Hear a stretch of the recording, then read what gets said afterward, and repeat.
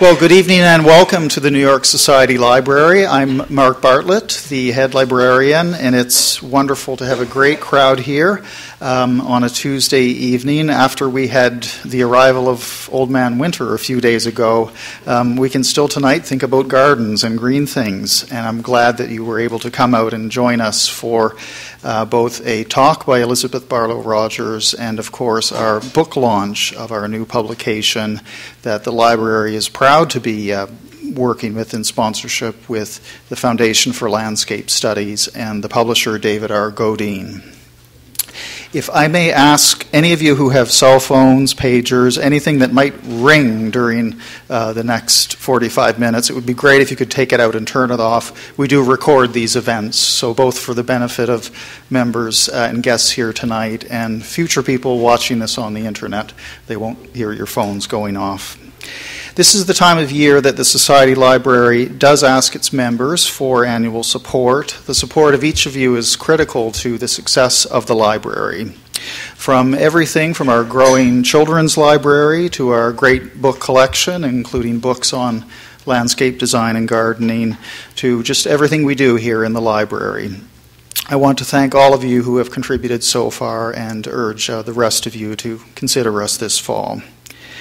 The library's major underwriter for this project must be thanked with a round of applause. And though she cannot be with us tonight, we would certainly like to thank Deborah S. Pease, who was the major underwriter of the book and exhibition and made a very kind donation to the library. So thanks to Deborah S. Pease for her support. The Society Library, for the first time, has done a co-publication with the Foundation for Landscape Studies, and we're very pleased to be working with the Foundation. And we're also very pleased to be working with one of the true masters of book publishing in the United States and perhaps in the world, David R. Godine. And I believe David was not able to be here tonight, but he sends his regrets, and we're very proud to be working with him. It's my pleasure to now step away from the microphone and introduce you to Paula Dietz, who is the author of many fine books, including this very recent book, Of Gardens, Selected Essays, which is in our library collection and you can borrow. Paula is known, for one, as being the editor of the literary magazine The Hudson Review, but she's also a very fine writer and cultural critic in the area of landscape design, art, architecture, and design. So please welcome Paula Dietz.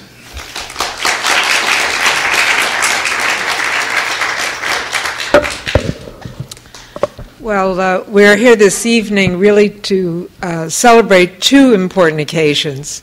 The launch of this special book, Writing in the Garden, and the libraries that inspired it, both the New York Society Library and Betsy Barlow Rogers' own collection of garden books that have been lovingly selected over the years.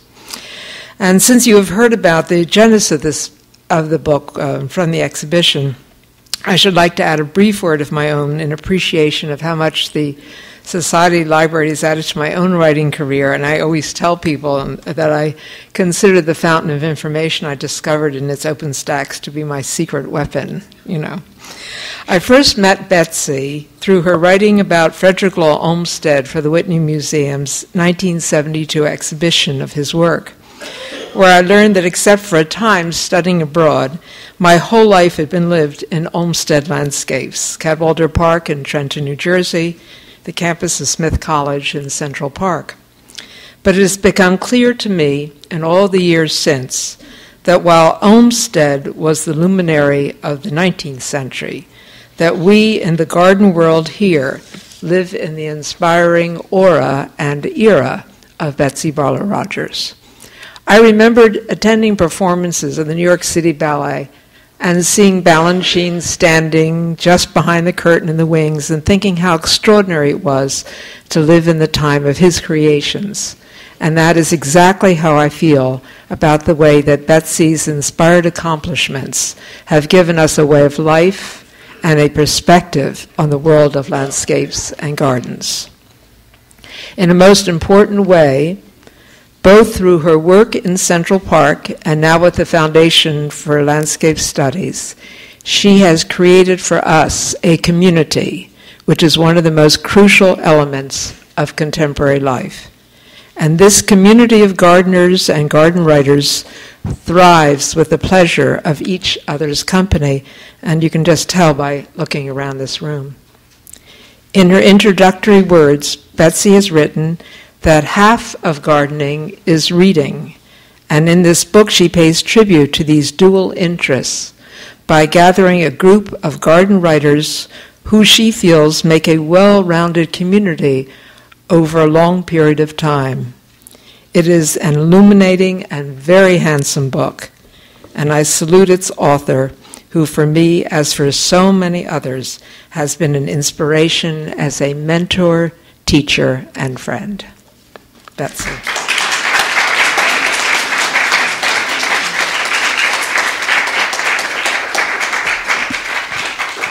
You know how you feel after an introduction like that? Oh, if only my mother were here. It's really wonderful to be here in this wonderful place. I was upstairs just yesterday writing some remarks in the beautiful renovated room for scholars, and there are so many things that you're doing here these days, Mark, that make this just an even more remarkable place than it has been all these years, since 1753? 54, I'm sorry. Okay. So I have to say also, thanks, Mark, but thank you, Harriet. Harriet Shapiro is the head of exhibitions, and we also are grateful to the library's exhibition committee chair, Jeanette Watson Sanger, who couldn't be with us tonight. It was her idea to do this exhibition, and that in turn provided the occasion for writing this book. And I also want to say how grateful I am to all the other members of the library staff who worked to bring it to fruition. My collaborator Harriet, of course, as well as Mark, and Brandy Tambasco, who helped us get clean as a whistle copy through numerous collective proofreadings, right? Those gremlins, they just kept showing up in the proofs and drove us crazy. Anyway, gardening is an art form, and just as there are garden writers, there are garden artists. My book is dedicated to three of them, Frank Cabot, Jack Lenore Larson, and Henriette Sewer. Jack could not be with us tonight, but Henriette is here, and I think maybe if she'd stand up and turn around, you could see this remarkable lady who has created one of the great, great gardens of America. It's up in Mount Kisco. It's called Rocky Hills.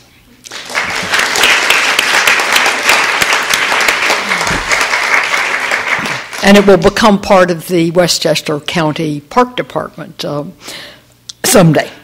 To begin, let's get down on our hands and knees. True gardeners always start in the most literal sense from the ground up. For them, digging in the dirt is much more than a metaphor. Soil is the fundamental medium of their art, and their close attention to its quality is a leitmotif that runs throughout our present survey. For them, nothing is sweeter than the smell of freshly turned soil. More than any herbal fragrance, this is the most intoxicating garden aroma of all. But let's not romanticize too much. Knowing the kind of soil that is right for your garden is an elementary part of horticultural science. It is not surprising, therefore, to hear our garden writers carry on about its hardness, its friability, its acidity, its tilth. Here's another basic fact.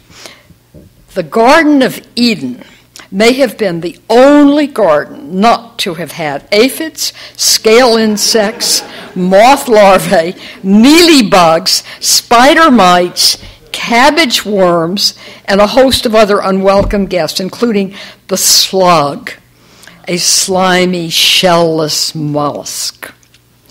This nocturnal predator can ravage foliage and kill plants faster than they can grow. The slug is a universal scourge, the bane of gardeners everywhere, and a subject discussed with unqualified repugnance and unbridled ire by several of the authors we encounter in these pages. As I began to browse the books in the stacks of the library and on my own shelves at home, I started to notice that there are several different species of garden writers. In one category, we have women such as Jane Loudon and Gertrude Jekyll, female gardeners in what was still in their day an all-male occupation. Then there are those I like to call garden warriors, in the front rank of which stand William Robinson and Reginald Blomfield.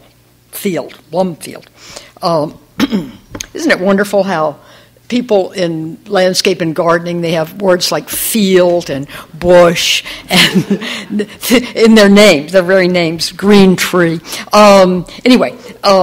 William Robinson and Reginald Blomfield, who took violent issue with one another over the principles of garden design. There are also rhapsodists like Celia Thaxter, who never met a flower that didn't send them over the moon. We'll also find nurserymen who cultivate and write about plants and garden making, and the foragers who scour the Alps and the Himalayas for rock garden rarities to dig up or dig up plants in the wild closer to home. We are also going to meet such travelers as Edith Wharton and Paula Dietz, whose perspicacious descriptions of foreign gardens broaden the reader's knowledge of various garden styles. In addition, I've included humorists, writers who find the garden a fertile source of comedy. We have spouses, including Vita Sackville-West and Harold Nicholson, whose gardens are collaborative efforts. Vita also falls in the category of our correspondence, garden columnists and letter writers, whose words were later collected and published in books. You'll find conversationalists as well. These garden writers who sound like they're just talking to you over the back fence. Moreover, we have teachers such as Russell Page, Lynden Miller, and Linda Yang in the back of the room. And finally, there are writers who use the garden as an arena of philosophical inquiry. And I'm thinking here of Thoreau and also of Michael Pollan, and others, of course. One of my favorite garden writers is Celia Thaxter, whose beautiful book, An Island Garden with Illustrations by the artist Child Hassam, was published in 1895. It is one of the great first edition treasures here in the library, and it is right outside this door on display in our exhibition. And I have put Thaxter in the category of rhapsodists, as I mentioned. Here is how I describe her book. Although her profuse garden offered an abundance of painterly scenes, Thaxter does not speak about the art of garden design per se. Hers is a spiritual prose, as she writes of her own passionate responses to the ways in which plants perform and of the extremes to which she will go in nurturing them. A poppy seed is the merest atom of matter, hardly visible, a speck, a pin's point in bulk, but within it is imprisoned a spirit of beauty ineffable, which will break its bonds and emerge from the dark ground and blossom in a splendor so dazzling as to baffle all powers of description. The genie in the Arabian tale is not half so astonishing. She then sums up her possession of a green thumb in one word: love. For it is love that causes her to fill wooden boxes with well-rotted manure into which she nestles the cut eggshells with pricked bottoms that will serve as the containers in which her precious poppy seeds will germinate, after which she will gently place the delicate roots of the seedlings in the ground. Love, however, does not extend to Thaxter's garden enemies. The cutworm, the wireworm, the pansy worm, the thrip, the rose beetle, the aphis, the mildew, and many more, but the worst of all, the loathsome slug, a slimy, shapeless creature that devours every fair and exquisite thing in the garden. To combat this despicable garden marauder, the flower lover must seek those with unflagging energy and, if possible, exterminate the whole. It takes considerable wiliness to wage war on these nocturnal raiders. Thaxter tells us how at sunset she heaps air-slaked lime in rings around her flower beds as a barrier to the slug. Night patrol is also needed to conquer this determined pest. And she confesses how on many a solemn midnight have I stolen from my bed to visit my cherished treasures by the pale glimpse of the moon, that I might be quite sure that the protecting rings were still strong enough to save them. She also combats the slimy terrestrial mollusk with salt. However, afraid that salt like lime may prove injurious to her tender plants, she removes both in the morning when the slug has gone back into hiding beneath the ground.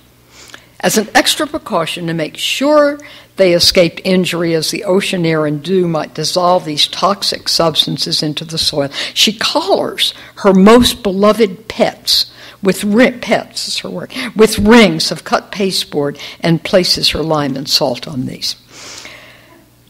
I'm going on and on with her. She's really wonderful. Thaxter suddenly becomes excited by advice from a friend on the mainland who, anticipating the advocates of biological pest control, tells her that toads like to dine on slugs.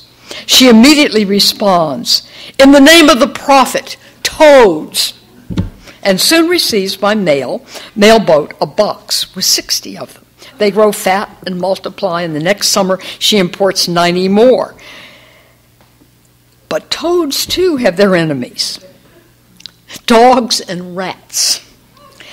And so the ranks of these garden warriors diminish. Nevertheless, Thaxter manages to keep a sufficient number at work in the garden, destroying slugs and insects, and therefore feels compelled to suggest that every gardener should treat the toad with utmost hospitality, and should he wander away from the premises, to go as far as to exercise gentle force in bringing him back to the regions where his services may be of the greatest utility.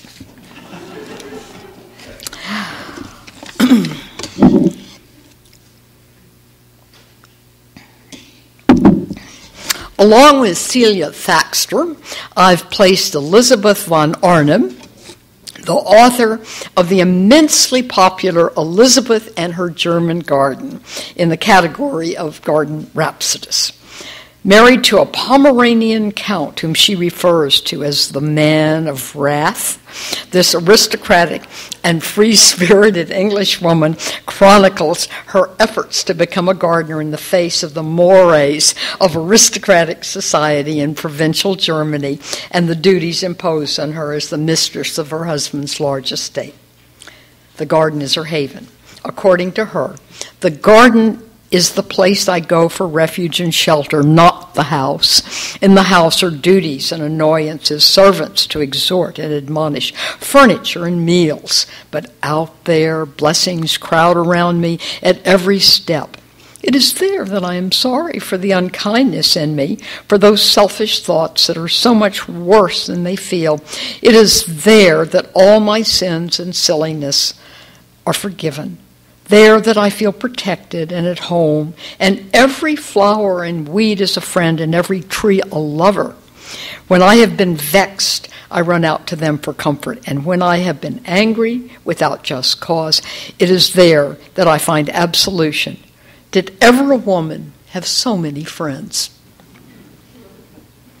Now, let's meet a real man of wrath, the indomitable garden warrior William Robinson, a contemporary of Gertrude Jekyll.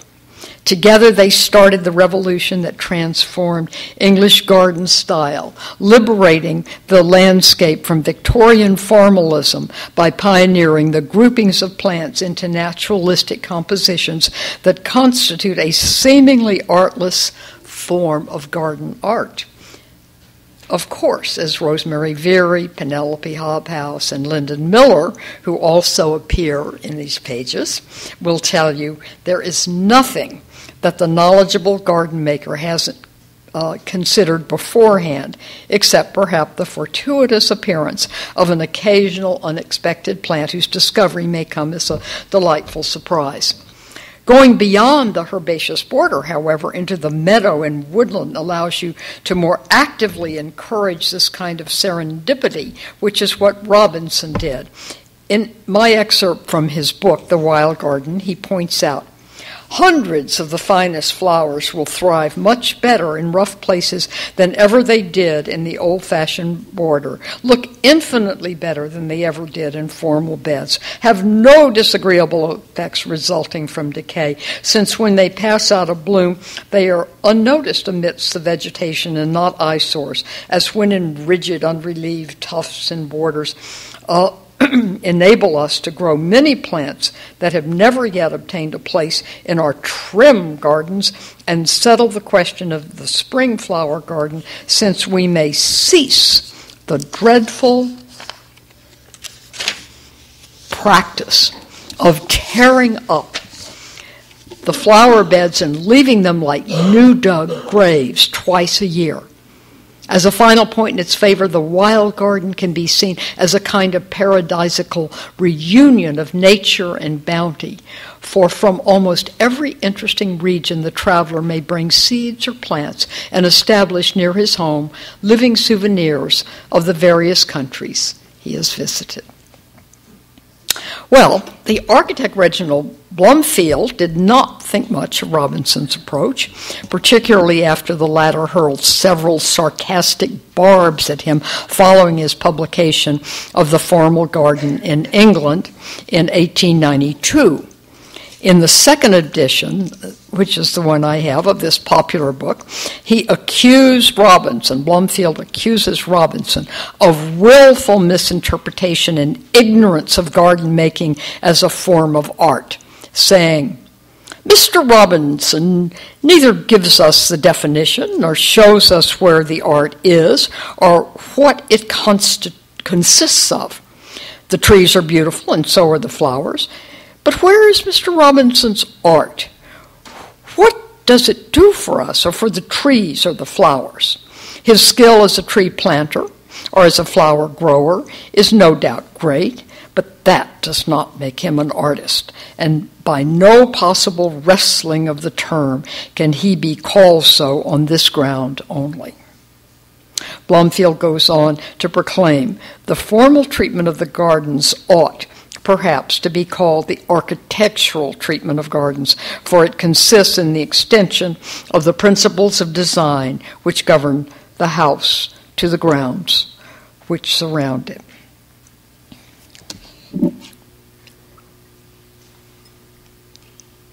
Some 19th as well as 20th and 21st century nurserymen have ventured beyond the bounds of simple catalog descriptions of plants into a personal form of literary expression. Andrew Jackson Downing, that prolific promulgator of taste, the favorite word that 18th and 19th century trendsetters used as the hallmark of gentility, stands in the front rank of such nurserymen. In an essay titled On Feminine Taste in Rural Affairs, Downing takes up the theme of women in the garden. What is the reason American ladies don't love to work in their gardens? He asks rhetorically.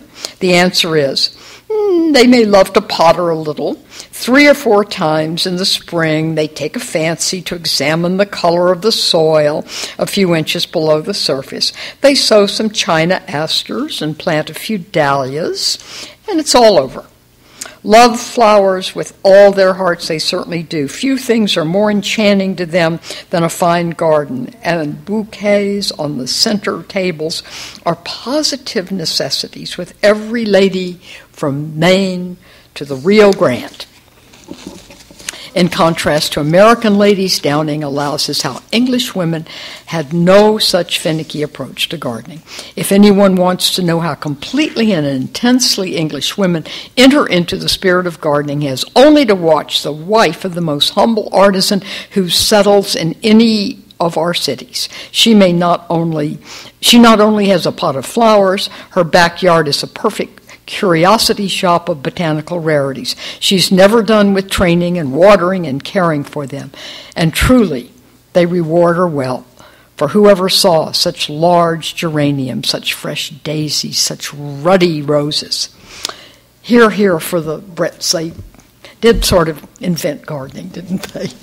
Downing then clinches his argument for turning American women into active gardeners. Exercise, fresh air, health. Are they not all almost synonymous? Nor will he brook argument from those who say, but Mr. Downing, think of the hot sun in this country and our complexions. His reply, yes, we know it, but get up an hour earlier, fair reader, put on your broadest sunbonnet, your stoutest pair of gloves, and try the problem of health, enjoyment, and beauty before the sun gets too ardent. A great deal may be done in this way, and after a while, if your heart is in the right place for ruralities, you will find the occupation so fascinating that you will gradually find yourself able to enjoy keenly what was at first only a very irksome sort of duty. 100 years later, training her critic's eye on other nurserymen turned garden writers, we find Catherine White, longtime editor at the New Yorker, acting as a garden catalog reviewer in one of the articles she contributed to the magazine under the subhead, Onward and Upward in the Garden. Here she is poring over her seed and plant catalogs. For gardeners, winter is the season of lists and callow hopefulness. Hundreds of thousands of bewitched readers are poring over their catalogs, making lists for their seed and plant orders and dreaming their dreams. It is the season, too, when the amateur gardener, like myself, marvels or grumbles at the achievements of the hybridizers and frets over the idiosyncrasies of the editors and writers who get up the catalogs. They are as individualistic, these editors and writers, as any Faulkner or Hemingway, and they can be just as frustrating or rewarding.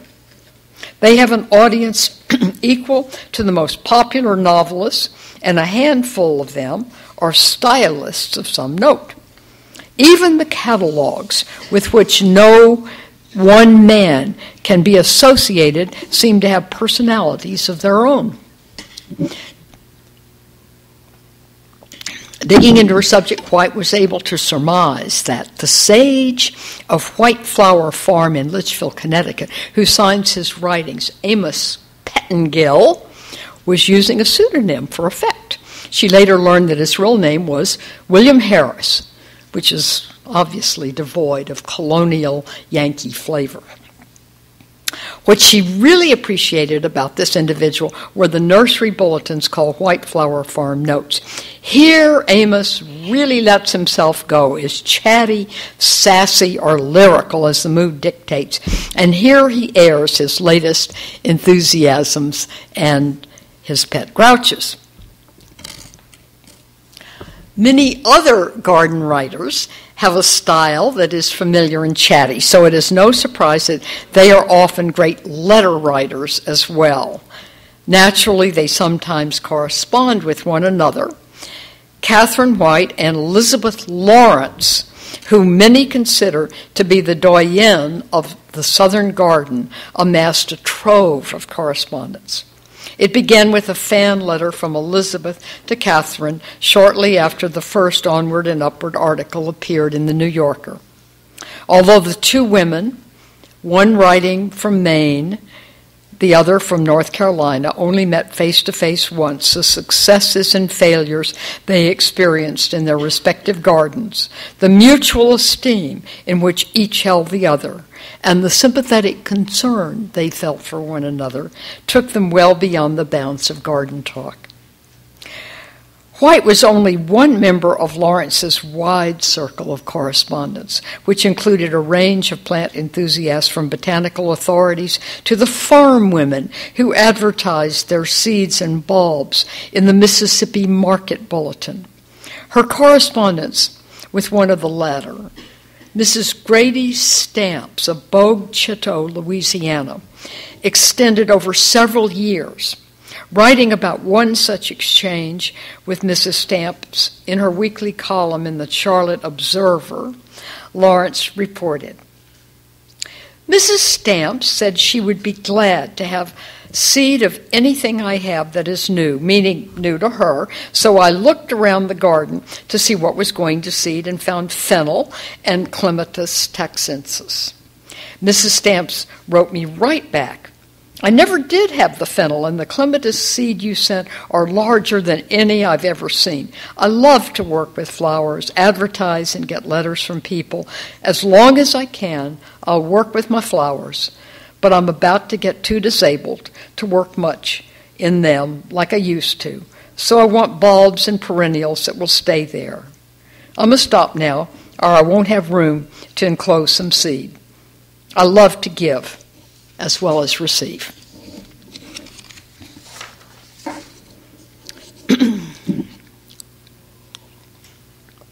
Many of the writers that I encountered, from Gertrude Jekyll to Michael Pollan, hark back to their early memories of a childhood garden, a family garden, or their own precious plot in which they witnessed for the first time the miraculous transformation of seed into plant. Pollan tells us, my first garden was a place no grown-up ever knew about, even though it was in the backyard of a quarter-acre suburban plot. Behind our house in Farmingdale, Long Island, stood a rough hedge of lilac and forsythia that had been planted to hide the neighbor's slat wood fence. My garden, which I shared with my sister and our friends, consisted of the strip of unplanted ground between the hedge and the fence. To a 4-year-old, though, the space made by the vaulting branches of the forsythia is as grand as the inside of a cathedral, and there is room enough for a world between the lilac and the wall. Whenever I needed to be out of range of adult radar, I'd crawl beneath the forsythia's arches, squeeze between two lilac bushes, and find myself safe and alone in my own green room. What child does not relish taking possession of a leafy enclosure and making invisibility a kind of power? Pollan tells us of his self-defining moment as a gardener to be one day when he discovered a stippled green football sitting in a tangle of vines and broad leaves, and made the connection between the seed he had spit out and shoved in the ground a few months earlier and the watermelon he now beheld. Never mind that the watermelon crashed to the ground as he ran to show it to his mother. He philosophizes. Memories of one kind or another play around the edges of every garden, giving them much of their resonance and savor. I've spent thousands of hours in the garden since that afternoon, and there is perhaps some sense in which all this time has been spent trying to recover the watermelon and the flush of pride that attended its discovery. As I commented earlier, throughout the book lurks a particular wily enemy. You know what we're getting to again now. It is that dreaded night marauder, the slug, the bane of every gardener. We saw Celia Thaxter rising at midnight and heaping salt on the collars she had placed around each of her tender young plants, salt being one surefire slug deterrent. Unlike pesticides, yet another theme for garden writers whose conscience has been pricked by Rachel Carson's early warning about their noxious effects. Salt is not a systemic poison. Instead, tender young plants, as we have seen, must be carefully protected and not allowed to absorb the harsh salinity that acts as a toxic slug killer. Therefore, these ubiquitous garden invaders must be attacked every night. Bob Dash, the owner of Madhu on Long Island, tells us how he sallies forth in the darkness to pick off the slimy miserables and drop them in jars of salted water. Apparently, it's worth the trouble. After a nocturnal raid such as this, he exults. The vegetable garden is returned to its flourishing condition. Salads are simple and uncomplicated matters. Leaves taken from the outer bouquets of the plants, a few eaten while picking, the flavor of cold wet dew on a morning lettuce leaf, which is better than coffee or grapefruit juice and toast and jam.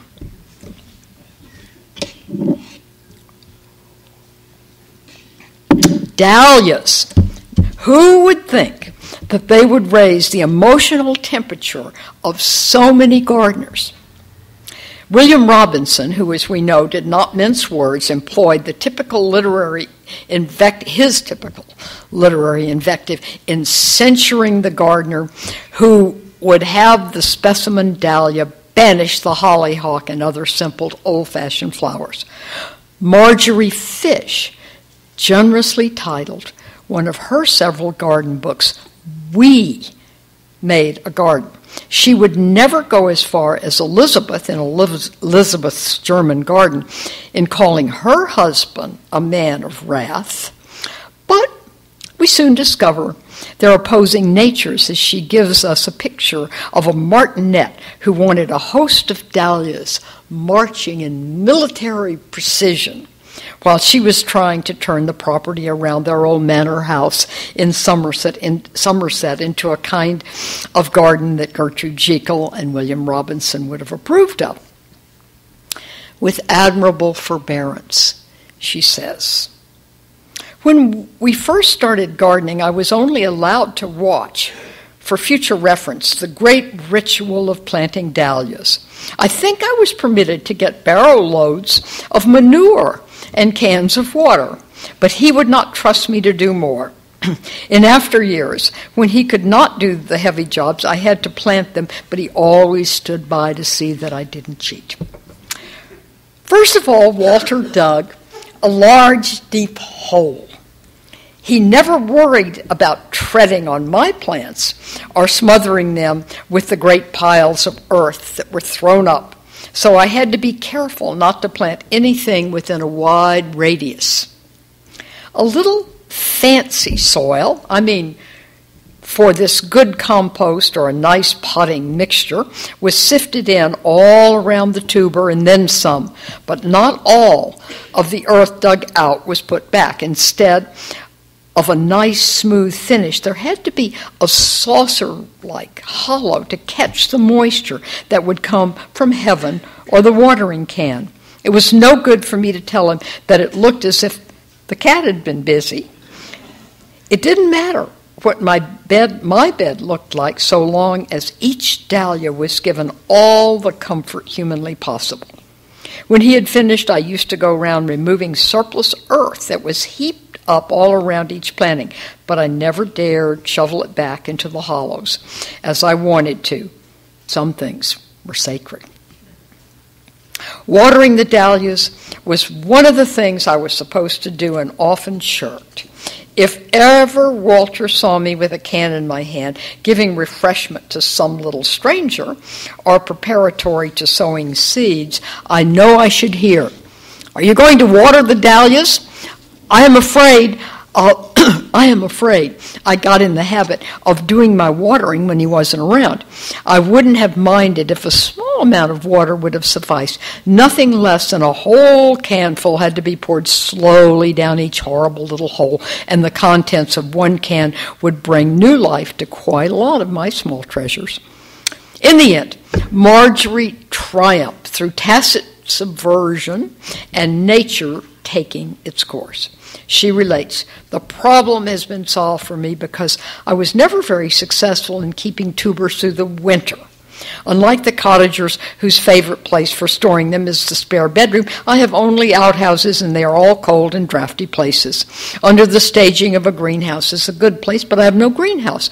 And however carefully I stored them, tucking them up in mountains of straw, the cold always managed to find them, and every season there were a few less, until I was reduced to two very ordinary red ones, a double and a single, and these I leave in the ground.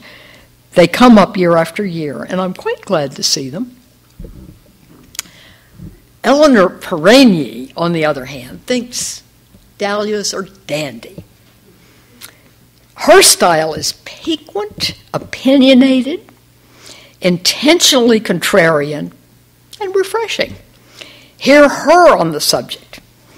"Looking at my dahlias one summer day, a friend whose taste runs to the small and impeccable said sadly, 'You do like big conspicuous flowers, don't you?'